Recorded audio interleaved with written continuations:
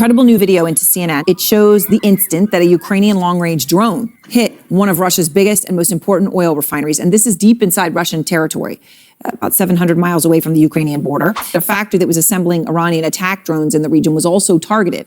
This is significant for a lot of reasons, not just the target itself, but also the distance that I mentioned. It is the farthest inside Russia that Ukraine has attacked that we know of since the war began. In a major crackdown, US President Donald Trump signaled on Sunday that he's prepared to move to a second phase of sanctions against Russia, a step that could also hit countries such as India that continue purchasing Russian oil. Imagine a nation that prides itself on being an energy superpower, a country whose very identity is fused with the vast reserves of oil and gas beneath its soil. Now, picture that same nation sputtering, its economic engine running on fumes. This isn't a far-fetched dystopian scenario. It is the unfolding reality across the 11 time zones of Russia. The once rhythmic pulse of Moscow's traffic-laden arteries has been replaced by a cacophony of desperation, endless lines of stationary cars, their drivers simmering with a potent cocktail of anger and hopelessness. This isn't the chaotic aftermath of a seismic event or a war being fought within its own borders. It's a quieter, more corrosive, crisis-silent catastrophe gnawing at the foundations of the state. Russia, the self-proclaimed energy colossus, is now grappling with gasoline shortages that evoke haunting memories of the Soviet Union's final, bleak days. The empire meticulously constructed upon a bedrock of petroleum is beginning to fracture from within. For the first time in a generation, millions of Russians are confronting the stark realization that the promise of limitless, cheap fuel was a carefully crafted illusion. These are the scenes the Kremlin doesn't want the world to see. From the southern agricultural heartlands to the icy extremities of Siberia, a single narrative of scarcity is being written. Gas stations have transformed into modern-day vigils of frustration. Citizens wait for hours, sometimes days, clinging to the hope of acquiring a few precious litres of fuel, only to be turned away with two devastating words: "It's gone." This predicament has metastasized far beyond a mere logistical headache. It signifies the systemic collapse of a vital national system. The ripple effects are surging through the entire Russian economy. Industrial plants, once the pride of the nation, are falling silent. In the fertile southern plains, a cruel irony is playing out, as bountiful wheat harvests are left to decay in the fields, paralyzed by a lack of diesel for tractors and combines. Across the country, legions of workers are being placed on indefinite leave, their futures as uncertain as their next paycheck. Even the vulnerable oligarchs, the architects of Russia's post-Soviet resource boom, are feeling an unprecedented squeeze. In the opulent, insulated circles of the elite, anxious whispers are growing into audible questions. Has Vladimir Putin's war in Ukraine backfired so spectacularly that it has struck the very heart of Russia's economic survival, its oil? So, what is the catalyst for this nationwide breakdown? The answer lies in a determined and remarkably effective campaign of economic warfare waged by Ukraine. For months, Ukrainian long-range drones have been methodically targeting the nerve centers of Russia's oil industry. Major refineries, the industrial behemoths that convert raw crude into the gasoline, diesel, and jet fuel that power a modern nation, have been systematically turned into smoldering ruins. Cities that once stood as monuments to Russia's energy supremacy are now infamous for the columns of black smoke billowing from their crippled infrastructure. The damage is substantial and strategic. According to multiple intelligence and energy analysis reports, Ukrainian drone strikes have disabled a significant portion of Russia's refining capacity. This is not a fleeting disruption. It is a structural dismantling of the fuel lifeline that energizes everything from military tanks on the front lines to the civilian buses navigating city streets. The Kremlin, true to form, is engaged in a campaign of denial. State-controlled television channels broadcast a reality of calm and control, insisting that any supply issues are localized and temporary. However, the lived experience of ordinary Russians tells a profoundly different story. Pumps at filling stations are frequently empty, many stations are rationing fuel, and altercations are increasingly breaking out in the tense, sprawling queues. The Russian populace, weaned on the doctrine of inexhaustible energy reserves, now stands in disbelief with empty canisters, struggling to reconcile the official narrative with the empty nozzles at the pump. The economic repercussions of this crisis are just beginning to surface. Consider the pillars of Russia's industrial base, its steel foundries, chemical manufacturing plants, and the vast logistical fleets of trucks and trains. All are heavily dependent on a constant, reliable supply of diesel and gasoline. Without it, production lines falter and grind to a halt. In the numerous small towns across the Urals and Siberia, whose existence is often tied to a single major factory, this translates into a direct threat to survival, casting a pall of uncertainty over entire communities. For the first time, even Moscow's formidable war economy is showing signs of strain. A Tier-90 tank is a useless steel behemoth without diesel. A Sukhoi fighter jet is nothing more than an expensive sculpture without jet fuel. The fuel crisis is creating a logistical quagmire for the Russian military, potentially blunting its operational capacity. This crisis is also migrating from the industrial sector to the domestic sphere. In the rich agricultural zones of southern Russia, the inability to power harvesting equipment threatens the nation's food supply. Reports have surfaced suggesting that the price of bread in major metropolitan areas like Moscow and St. Petersburg is on the verge of a sharp increase.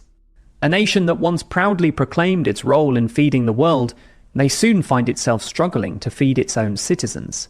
In a desperate gambit to manage the crisis, the Kremlin has resorted to drastic interventions. A ban on gasoline exports was implemented to try and saturate the domestic market. But this policy is a double-edged sword. While it may provide a temporary reprieve for Russian drivers, it simultaneously severs a critical stream of foreign currency. Every ruble lost from fuel exports is a ruble that cannot be spent on the war in Ukraine. This places the powerful oligarchs who control the energy sector in a precarious position. Once Putin's most steadfast allies, their loyalty, which has long been transactional, is now being severely tested. Their corporate empires, including giants like Rosneft and Lukoil, are being squeezed by a vice of international sanctions and soaring operational costs. The once torrential flow of petrodollars that sustained their lavish lifestyles and political influence is dwindling. Even state-affiliated behemoths like Gazprom Neft are finding it difficult to keep refineries operational amidst the persistent threat of Ukrainian strikes. For Moscow's elite, this is escalating beyond a mere financial downturn. It's becoming a question of political survival. Their allegiance to the Kremlin has always been anchored in the dual promises of immense wealth and personal security.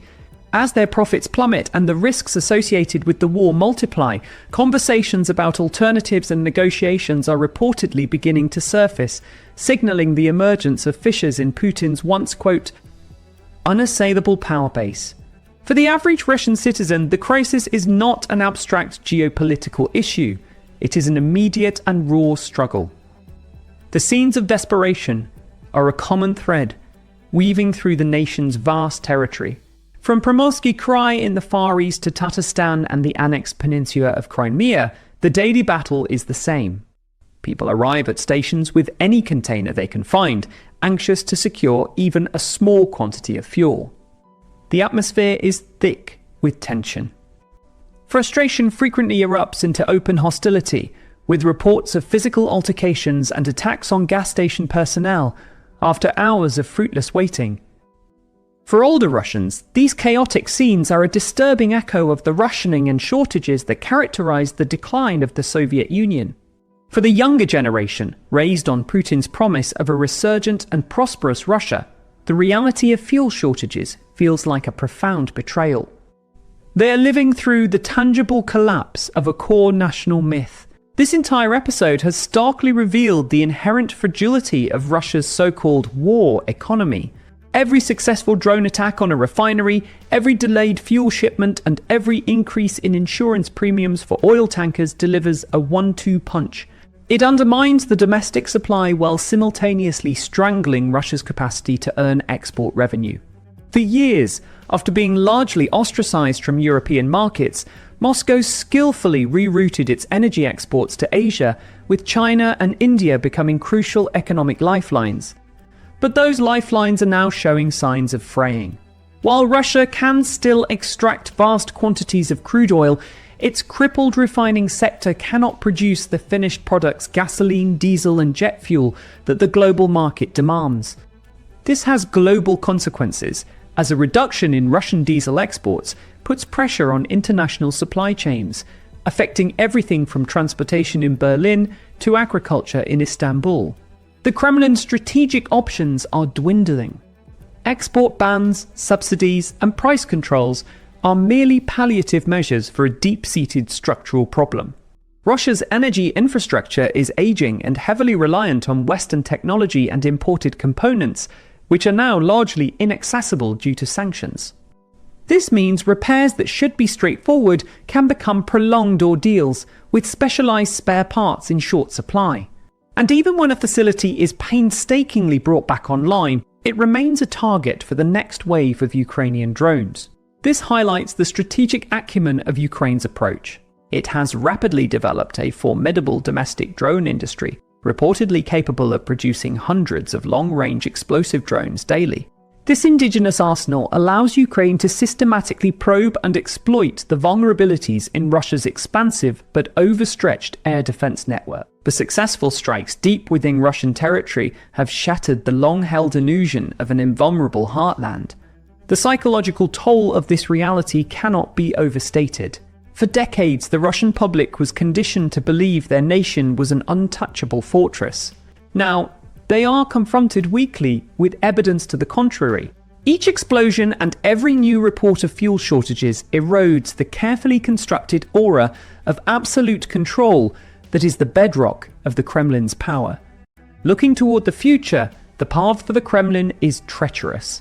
Three broad scenarios seem possible. In the first, the current dynamic persists.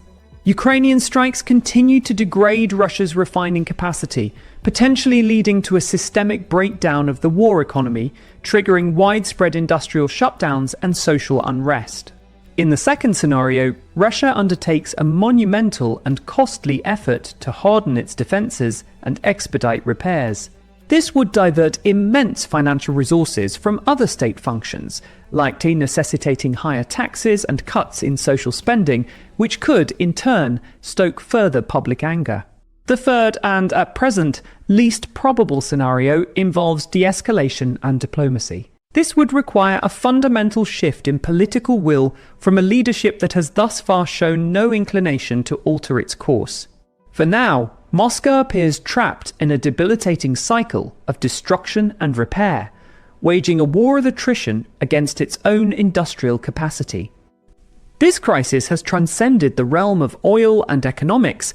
It now poses a threat to the very survival of a regime built on the pillars of energy, wealth and war. The ordinary citizens standing in those interminable fuel lines, the factory workers furloughed without pay, the farmers watching their harvests rot in the fields, they are all witnesses to the slow grinding decay of an empire. The Kremlin's deepest fears are being realized in real time. Russia, the vaunted energy superpower, is running on empty.